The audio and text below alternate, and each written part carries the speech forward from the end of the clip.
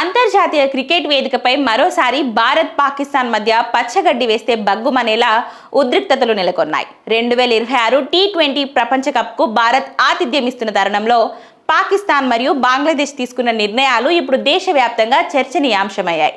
దీనిపై ఏఐఎంఐఎం అధినేత అసదుద్దీన్ ఓవైసీ తనదైన శైలిలో విరుచుకుపడ్డారు. భద్రత కారణాలను సాకుగా చూపుతూ బంగ్లాదేశ్ క్రికెట్ బోర్డు భారత్కు వచ్చేందుకు నిరాకరించింది. తమ మ్యాచ్లను శ్రీలంకకు మార్చాలని డిమాండ్ చేయగా ఐసీసీ అందుకు అంగీకరించకుండా బంగ్లాదేశ్ను టోర్నీ నుంచి తప్పించి వారి స్థానంలో స్కాట్లాండ్ను చేర్చింది.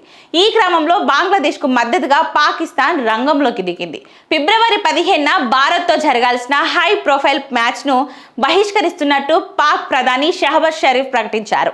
అయితే ఈ పరిణామాలపై అసదుద్దీన్ ఓవైసీ నిజామాబాద్లో జరిగిన ఓ బహిరంగ సభలో మాట్లాడుతూ తీవ్ర స్థాయిలో మండిపడ్డారు.